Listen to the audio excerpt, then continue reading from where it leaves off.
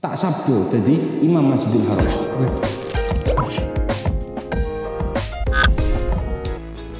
Assalamualaikum warahmatullahi wabarakatuh. Selamat datang di channel kami Lim Production. Pada segmen kali ini kita akan menjawab Q&A yang sudah dibuka di akun Instagram @limofficial_lirboyo, yang mana Q&A tersebut akan dijawab oleh narasumber kita yaitu Ustadz Muhammad Nur Hanani. Selamat datang, Pak. Alhamdulillah. Ya, yang mana beliau itu adalah perumus Lajnah Basul Masail Pondok Pesantren Lirboyo dan aktivis Basul Masail sejauh Madura. Ya, untuk menyingkat waktu, kita langsung ke pertanyaannya pertama. Ini dari teman-teman kemarin tuh banyak sekali. Ini pilihannya random.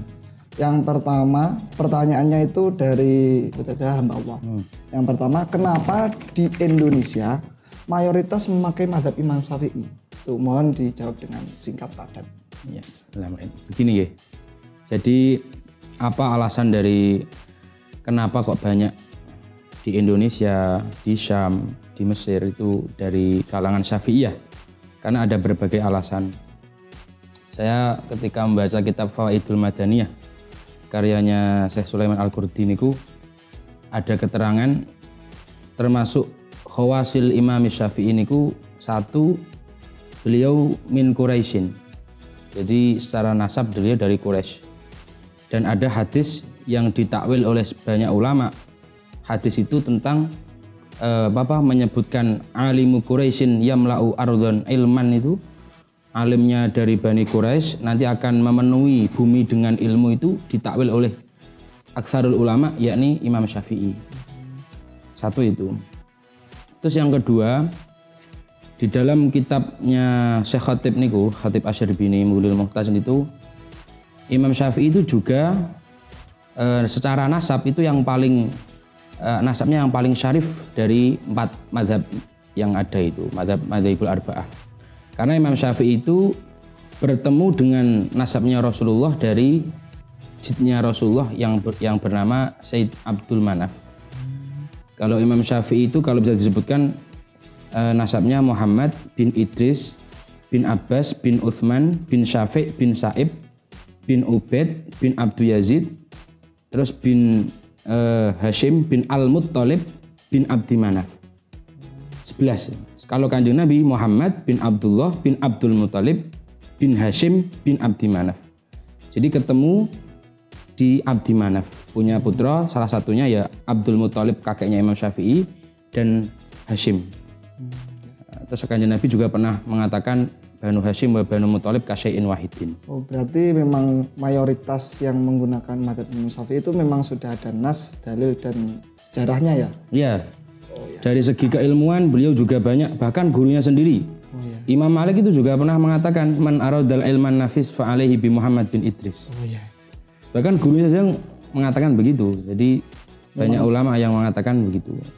Memang mazhab yang memang mayoritas ya? Mayoritas, karena banyak alasan tadi itu. Tapi kalau memang mayoritas Imam Syafi'i ya mazhabnya, tapi kalau menggunakan mazhab lain bagaimana? Ya enggak masalah, mazhab semua enggak masalah. Kenapa? Karena semuanya kalau kita kan mazhabnya Syafi'iyah. Iya. Ditanya mazhab apa yang baik untuk kita ikuti, ya kita jawab mazhab Syafi'i. Kenapa? Karena mazhab Syafi'i itu as-shawab yahtamilul khata', benar mungkin salah.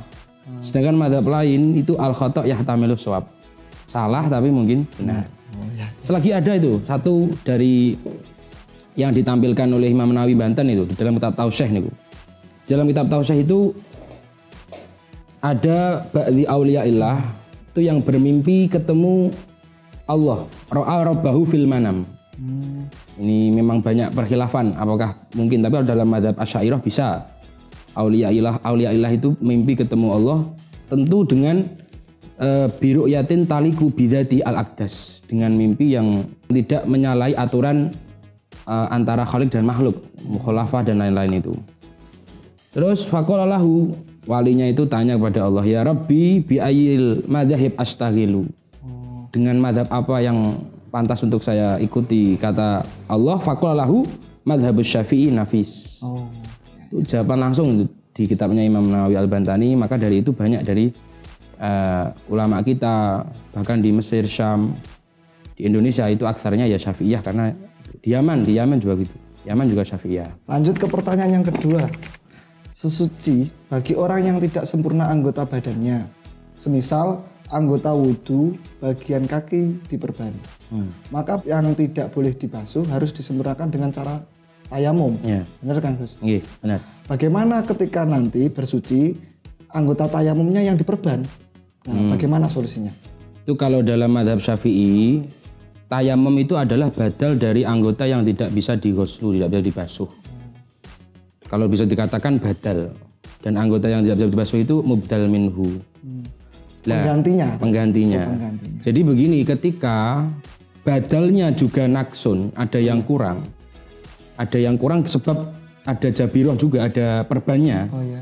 Maka di mazhab Syafi'i tetap tayamum tapi i'adah. I'adah untuk wudhu? Tidak, i'adah sholatnya. Oh, i'adah sholatnya. Jadi sholatnya tetap dilakukan di waktu. Kapan nanti sehat wajib i'adah.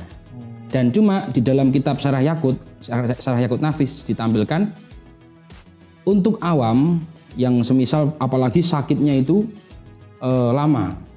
Ini tentu kesulitan setiap sholat i'adah, ngodoi, baleni lagi. Mengulanginya ya. Itu dikatakan tidak masalah pakai kaulnya Imam Nawawi yang kaulnya itu ketika kewajiban sholat di waktu sudah ada dan la yughni anil qadha masih membutuhkan i'adah.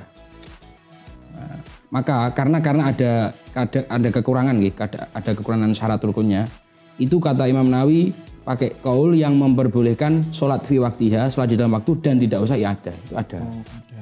Jadi solusinya memang nggak perlu i'adah dan cukup untuk melakukan semampunya seperti itu ya. Iya, di dalam Syarah Yakut pakai kaul yang kedua niku. Oh ya, seperti itu. Next, pertanyaan yang ketiga.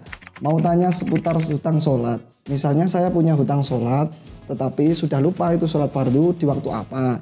Dan juga lupa beberapa kali sholat yang ditinggalkan. Hanya ingat jika pernah hutang sholat. Solusinya bagaimana? Hanya pernah, jadi dia jelas meninggalkan sholat dan lupa. Sholat fardunya apa yang ditinggalkan, berapa kali meninggalkannya, seperti itu.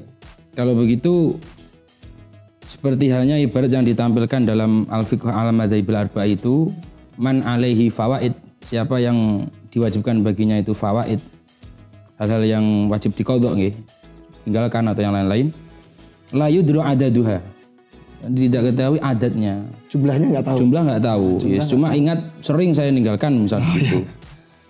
Maka kata di situ disampaikan yajibu alaihi ayyak liya hatta yatayaqqana bara'atu zimmatihi. Jadi ya wajib baginya untuk mengqadai sampai tayakun bara'atu zimmah. Sampai kira-kira sudah nggak ada sholat lagi yang saya tinggalkan. Berarti sudah ngodoi sampai yakin dia itu, saya yakin sudah mengkodoi semua sholat yang saya tinggalkan. Gitu. Sampai yakin itu sampai. Ya? Itu solusinya. Terus untuk masalah begini ya, kan orang ngodoi, orang yang kodok satu ada dua, ada kodok bi udrin, ada yang bi ghairi udrin. Kalau yang bi ghairi udrin tanpa udzur, misal ya malas. Oh ya. Itu kan kalau di kitab-kitab fikih itu kan wajib sorfu jami'i waktu untuk kodok. Jadi mengalokasikan seluruh waktunya langsung kodok, langsung mengkodoi sholat itu. Nah itu kan repot itu. Tapi nggak boleh kerja dan lain-lain nggak boleh. Dan makan itu pun nggak boleh itu ya? Ya kalau makan ya beda lagi. Itu bisa kita pakai dawuhnya kalam Habib Abdullah Al-Haddad. Jadi tetap seimkannya, nggak harus waktunya semua dipakai.